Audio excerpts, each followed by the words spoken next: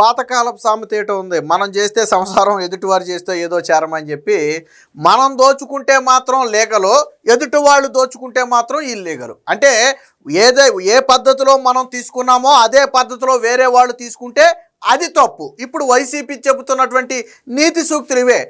గత 2 రోజుల నుంచి బొత్స సత్యనారాయణ పాపం గీతం యూనివర్సిటీకి భూములు క్రమబద్ధీకరణ చేయటం మీద పాపం విపరీతమైన ఆందోళన వ్యక్తం చేస్తున్నాడు. అసలు ఈయనకెందుకు అంత ఆందోళన అని మనం ఒకసారి ఆలోచిస్తే, అంటే ఎందుకు మనం ఇప్పుడు బొత్స గురించే మాట్లాడుకున్నామంటే, ఈయన మాత్రం ₹1,00,00,000 ఎకరం ₹1,00,00,000 విలువ చేసే భూమిని ₹1,00,000కు 30 కోట్లు చేసే భూమిని 30 లక్షలకు విజయనగరంలో కొట్టేశాడు. విజయనగరం గ్రోత్ సెంటర్లో, బొబ్బిలి గ్రోత్ సెంటర్లో ఈయన కుటుంబ సభ్యులు కొట్టేశారు. నాడు జగన్మోహన్ రెడ్డి సీఎంగా ఉన్నాడు 2023 సమయంలో మనం మాట్లాడుకునేది. సో అది. కానీ ఇప్పుడు గీతం యూనివర్సిటీ విషయానికి వస్తే, ఇది ఏళ్ల తరబడి గీతం యూనివర్సిటీ ఆధ్వర్యంలోనే ఉన్న భూమి. వాస్తవానికి ఇప్పటి వరకు గీతం యూనివర్సిటీ కనీసం దానికి కంచి కూడా వేయాల. ఎందుకంటే అది ప్రభుత్వం వాళ్ళకి ఇవ్వలేదు కాబట్టి వాళ్ళు కంచి కూడా వేయాల. కాకపోతే అవసరాలకు వాడుకుంటున్నారు. జగన్మోహన్ రెడ్డి వచ్చిన తర్వాత ఏం చేశాడు, మొత్తం యంత్రాంగం మొత్తాన్ని 100 మంది పోలీసుల్ని, రెవెన్యూ యంత్రాంగాల్ని, జేసీబీలని, బుల్డోజర్లను తీసుకెళ్ళిపోయి అది మొత్తం కూడా స్వాధీనం చేసుకున్నాడు. వాస్తవానికి అది గీతం యూనివర్సిటీకి ఆనుకుని ఉన్నటువంటి భూమి. ఆ భూమిని పైగా మార్కెట్ రేటు చెల్లించడానికి వాళ్ళు సిద్ధం. ఇప్పుడు మార్కెట్ రేటు ప్రకారం మీరు కొనుక్కుంటే ఏంటి, నేను కొనుక్కుంటే ఏంటి, గీతం యూనివర్సిటీ కొనుక్కుంటే ఏంటి? మార్కెట్ రేటుకి కాకుండా బొత్స సత్యనారాయణ లాగా దోచిపెడితే తప్పు. బొత్స సత్యనారాయణకి ₹1,00,00,000 విలువ చేసే భూమిని ఎకరం ₹1,00,000కి దోచిపెట్టారు. 30 ఎకరాలు బొబ్బిలి గ్రోత్ సెంటర్లో దోచిపెట్టారు. కానీ ఇక్కడ అలా కాదు. అప్పుడు మార్కెట్ రేటు ఎంత ఉందో అంత మార్కెట్ రేటు చెల్లించడానికి వాళ్ళు సిద్ధంగా ఉన్నారు. గీతం యూనివర్సిటీ అంటే ఎంత ప్రతిష్టాత్మకమైనటువంటి యూనివర్సిటీ, ఎన్ని లక్షల మందికి విద్యా బుద్ధులు నేర్పింది, ఎన్ని వేల మందిని ఈరోజు ఉన్నత ఉద్యోగాల్లో తీర్చిదిద్దింది. అలాంటి ఆ ఇన్స్టిట్యూట్ అంటే రన్నింగ్లో ఉండి ప్రపంచవ్యాప్తంగానే పేరొందినటువంటి గీతం యూనివర్సిటీకి భూమి ఇవ్వటం తప్పు. కానీ గ్రోత్ సెంటర్లో నేను ఇథనాల్ తయారీ యూనిట్ పెడతానని చెప్పి భూములు తీసేసుకుని నేటి వరకు కనీసం శంకుస్థాపన కూడా చేయని బొత్స తీసుకుంటే మాత్రం కరెక్ట్.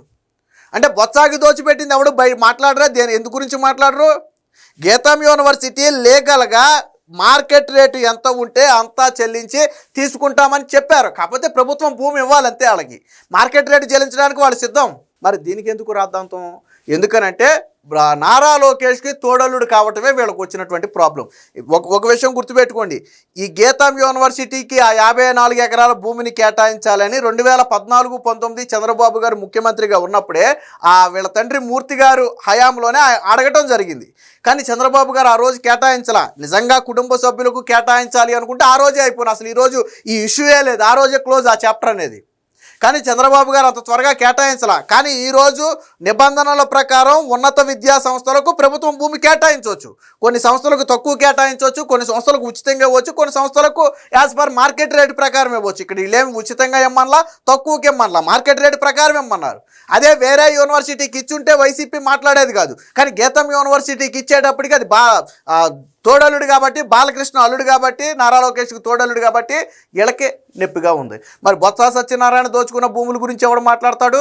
బొత్స సత్యనారాయణ కొడుకుతో పాటు కుటుంబ సభ్యులు కలిసి దాదాపుగా విజయనగరం బొబ్బిలి గ్రోత్ సెంటర్లో 30 ఎకరాలు తీసుకున్నారు. ఇప్పుడు బహిరంగ మార్కెట్లో ఎకరం రేటు ₹1,00,00,000 ఉంది. ఆ రోజు ఏపీఐఐసికి వీళ్ళు దరఖాస్తు చేసుకుంటే ఏపీఐఐసి బొత్స సత్యనారాయణ 30 కోట్లు కట్టమంది. 30 ఎకరాలకు 30 కోట్లు కట్టమంటే మేము అంత కట్టలేమని చెప్పి జగన్మోహన్ రెడ్డి ద్వారా చెప్పిస్తే ఎకరం 10 లక్షలకు ఫైనల్ చేశారు. కోటిని 10 లక్షలు చేశారు. అంటే 30 ఎకరాలకు 3 కోట్లు కట్టాలి. కానీ వీళ్ళు కట్టింది ఎంతో తెలుసా? 30 లక్షలే. ఆ 2,70,00,000 ఇంకా కట్టలాళ్ళు 30 లక్షలు కట్టి ఆ 30 ఎకరాలు ఇప్పుడు వాళ్ళ చేతిలో పెట్టుకుని కనీసం శంకుస్థాపన చేయాలి. అక్కడ రోజుకి 200 కిలోలీటర్ల ఇథనాల్ తయారు చేస్తాము, దాదాపుగా 235 కోట్ల రూపాయల పెట్టుబడి పెడతాము, 200 నుంచి 300 మందికి ఉపాధి కల్పిస్తామని వాళ్ళు హామీ ఇచ్చారు ఆ రోజు ఏపీఐఐసికి. ఈ రోజు వరకు శంకుస్థాపన కూడా చేయాల. సరే, చేయకపోవడం సంగతి పక్కన పెట్టి ₹1,00,00,000 విలువైన భూమిని ₹1,00,000 ఎలా కొట్టేయారయ్యా? నేను ఎత్తా 10 లక్షలు నాకు ఇవ్వండి, 10 ఎకరాల భూమి, ఆ 30 ఎకరాల్లో 10 ఎకరాలు నాకు ఇవ్వండి. నేను ఎత్తా ₹1,00,000 ఏంటి, దానికి ఇంకో లక్ష వేసి ఎకరానికి 2 లక్షలు ఇస్తా, నాకు ఇవ్వండి 10 ఎకరాల భూమి. ఇస్తారా? ₹1,00,00,000కి ₹1,00,000కి ఏమైనా సంబంధం ఉందా? దీని గురించి ఎవడో మాట్లాడరు. గీతం యూనివర్సిటీ విషయంలో మాత్రం రాద్ధాంతం. నేను బొత్స చేసిన రాద్ధాంతం గురించి ఇప్పుడు ఆయన దాని గురించి మాట్లాడాల్సి వచ్చింది. చూద్దాం ఒకసారి. 30 లక్షలకే 30 ఎకరాలు జగన్ జమానాలో బొత్స కుటుంబానికి అయాచిత లబ్ధి. పెట్టని పరిశ్రమకు గ్రోత్ సెంటర్లో భూములు అడ్డగోలుగా కేటాయించిన వైసీపీ ఇప్పుడు గీతం భూముల క్రమబద్ధీకరణపై యాగి. ప్రతిష్టాత్మకమైన గీతం యూనివర్సిటీకి భూమి ఇవ్వడాన్ని తప్పుపడుతున్న శాసన మండలి విపక్ష నేత బొత్స సత్యనారాయణ తాను మాత్రం ఎంచక్క ప్రభుత్వ భూములను మాత్రం సొంతం చేసుకున్నారు. పెట్టని పరిశ్రమ పేరుతో 30 కోట్ల రూపాయలు విలువైన భూమిని కేవలం 30 లక్షలకే తీసేసుకున్నారు.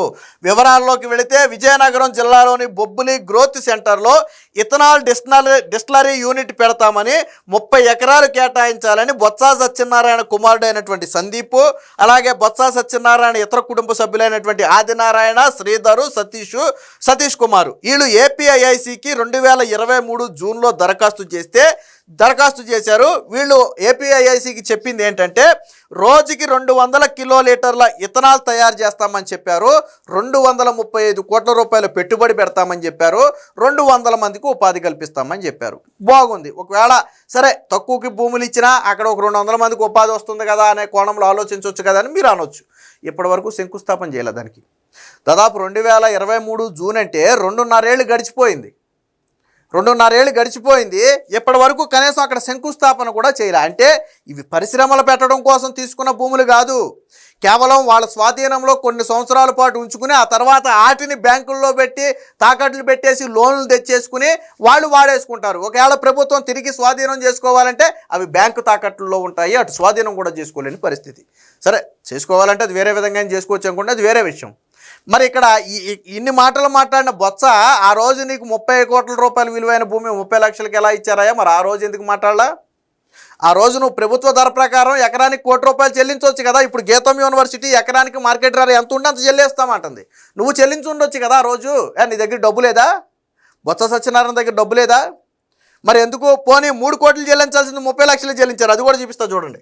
సో 235 కోట్లు పెట్టుబడి పెడతామని 200 మందికి ఉపాధి కల్పిస్తామని పేర్కొన్నారు. అక్కడ భూమి విలువ ఎకరం 1 కోటి ఉందని 30 కోట్లు చెల్లించాలని ఏపీఐఐసి సూచించగా తాము అంత చెల్లించలేమని ఎకరం 10 లక్షలకే ఇవ్వాలని కోరారు. నాటి సీఎం జగన్ ఆదేశాలతో వారి అడిగిన ధరకే ఇవ్వడానికి ఏర్పాటు చేశారు. అంటే ఎకరం 10 లక్షల చొప్పున 30 ఎకరాలకు 3 కోట్లు చెల్లించాలి. పోనీ తగ్గించినా 3 కోట్లు చెల్లించాలి. కానీ బొత్స సత్యనారాయణ కుటుంబం మాత్రం కేవలం 30 లక్షలే చెల్లించి భూమిని స్వాధీనం చేసుకుంటే ఆ తిరిగి 2,70,00,000 కూడా తిరిగి వాళ్ళు అడగల. ఎందుకంటే ప్రభుత్వం వాళ్ళది కాబట్టి వాళ్ళు అడగల. అందులో ఇప్పటి వరకు పరిశ్రమ ఏర్పాటు చేయలేదు. అదే సమయంలో లక్షలాది మందికి విద్యా బోధన చేసి వేలాది మందికి వివిధ దేశాల్లో ఉన్నత ఉద్యోగాల్లోకి పంపిన గీతం యూనివర్సిటీ ఎప్పటి నుంచో తమ ఆధీనంలో ఉన్న 54 ఎకరాలను క్రమబద్ధీకరించాలని కోరితే బొత్స తప్పబడుతున్నారు. శాసనమండలిలో నానా యాగి చేస్తున్నారు. వాస్తవానికి ఆ గీతం విషయంలో జరిగింది ఏంటంటే కేవలం నేను చెప్పినట్టుగా లోకేష్కి తోడల్లుడు కావడం, బాలకృష్ణకు అల్లుడు కావటమే ఇక్కడ ప్రధాన సమస్య. వాస్తవానికి గీతం అధ్యక్షులుగా ఎంవివిఎస్ మూర్తి గారు ఉన్నప్పుడే ఆ భూమిని క్రమబద్ధీకరించాలని అప్పటి టీడీపీ ప్రభుత్వానికి దరఖాస్తు చేసుకుంటే సొంత కుటుంబ సభ్యులకు మేలు చేయాలని చంద్రబాబు భావిస్తే ఆనాడే గీతంకు ఆ భూములు ఇచ్చేవారు. కానీ నిబంధనలు, షరతులు, ప్రభుత్వ అవసరాలు అన్నీ చూసుకుని వాయిదా వేశారు. వైసీపీ అధికారంలోకి వచ్చిన తర్వాత ఆ భూములను రాత్రికి రాత్రి 100 మంది పోలీసులు, రెవెన్యూ సిబ్బందితో ఆ బీచ్ రోడ్డును స్తంభింపజేసి తెల్లారే సదికి స్వాధీనం చేసుకుంది. గీతం యాజమాన్యం ఆ భూమిలో కంచె కూడా వేయలేదు. అనేక విద్యా సంస్థలకు భూములను తక్కువ ధరకి ఇస్తున్నారని దశాబ్ద కాలం నుంచి అడుగుతున్నట్టే తమకు ఇవ్వటం లేదని, ఆ యూనివర్సిటీ విస్తరిస్తామని మరెంతో మందికి ఉపయోగపడుతుందని కోరితే ఇప్పుడు మంత్రివర్గం దాన్ని పరిశీలనలో తీసుకుంది. వాస్తవానికి ఇంకా కేటాయింపు కూడా జరగల. అంటే అసలు కనీసం శంకుస్థాపన కూడా చేయని ఒక ఫ్యాక్టరీకి బొత్స సత్యనారాయణకి ఆ భూములు కేటాయిస్తే తప్పు. ఆల్రెడీ ఏళ్ల తరబడి ఎంతోమంది విద్యార్థులను ఉన్నత విద్యావంతులుగా తీర్చిదిద్దడంతో పాటు ఇప్పుడు యూనివర్సిటీని మరికొంత ఎక్స్టెండ్ చేయటం వల్ల మరికొంతమంది విద్యార్థులకు మేలు జరుగుతుందని గీతం యూనివర్సిటీ చెబితే దాన్ని తప్పు పడుతున్నారు. ఎందుకు ఇది చెప్పాల్సి వచ్చిందంటే బొత్స సత్యనారాయణ చెప్పే నీతి సూక్తులేంటి, ఆయన చేసిన పనులేంటి. నీకు ఎకరం 1,00,000 రూపాయలకు వస్తే మాత్రం సంతోషం, కానీ ఎదుటి వ్యక్తి మార్కెట్ ధర చెల్లించాలి అన్నా కానీ దానికి ఒప్పుకోరు. అంటే వీళ్ళు దోచుకుంటేనేమో పర్లేదు, ఎదుటి వ్యక్తుల అవసరాలకు తీసుకున్నా కానీ అది తప్పే. పైగా సాక్షిలో గీతం యూనివర్సిటీ మీద విచిత్రమైన కథలు. మరి సాక్షిలో బొత్స గురించి రాయొచ్చు కదా, ఇది ఓపెన్ కదా, సీక్రెట్ కదా. ఇది 30 లక్షలు రికార్డెడ్గా 30 లక్షలు చెల్లించి 30 ఎకరాలు తీసుకున్నాడు బొబ్బిలి గ్రోత్ సెంటర్లో. నువ్వు రాయొచ్చు కదా. ఇదే టీడీపీ నేత కేటాయించి ఈరోజు సాక్షి మెయిన్ హెడ్డింగ్లో రాసేవాడు చంద్రబాబు బినామీలకు దోచిపెడుతున్నాడని రాసేవాడు. మరి జగన్ బినామీకి దోచిపెట్టాడని సాక్షిలో రాయొచ్చు కదా. బొత్స సత్యనారాయణ గురించి ఎందుకు రాయరు? మీ నాయకుడైతే సాక్షిలో రాయరా? గీతం యూనివర్సిటీ గురించే రాస్తారా? ఇది వైసీపీ విధానం. సో గీతం యూనివర్సిటీకి భూ కేటాయింపులు అనేది నిబంధనల ప్రకారమే ఇతర యూనివర్సిటీలకు ఏ విధంగా అయితే భూములు కేటాయిస్తారో ఆ విధంగానే భూముల కేటాయింపు కోసం మంత్రివర్గం చర్చలో పెట్టింది తప్ప ఇందులో ఎటువంటిది లేదు. ఒకవేళ గీతం యూనివర్సిటీ గురించి ఎవరైనా మాట్లాడాలి అనుకుంటే ముందు బొత్స దోచుకున్న దాని గురించి, ఇది శాంపులే, ఇలాంటివి చాలా ఉన్నాయి. బొత్స దోచుకున్నటువంటి గ్రోత్ సెంటర్లో దోచుకున్నటువంటి భూముల గురించి మాట్లాడాలి. అప్పుడు గీతం యూనివర్సిటీ గురించి మాట్లాడే అర్హత ఉంటుంది తప్ప మీరు ఆ అధికారంలో ఉండే అడ్డగోలుగా దోచేసుకుని ఈరోజు నిబంధనల ప్రకారం భూములు కేటాయించడాన్ని తప్పుపడితే ఎవరు కూడా చూస్తూ ఊరుకోరు. అది విద్యార్థుల ఆ ఉపాధి అవకాశాలు కూడా దెబ్బతీసినట్టు అవుతుంది. యూనివర్సిటీని ఎక్స్టెండ్ చేయటం వల్ల లక్షలాది మంది విద్యార్థులకు ఉపయోగం కలుగుతుంది. మరి కొంతమంది విద్యావంతులు అవుతారు, మరి కొంతమంది జీవనోపాధి లభిస్తుంది.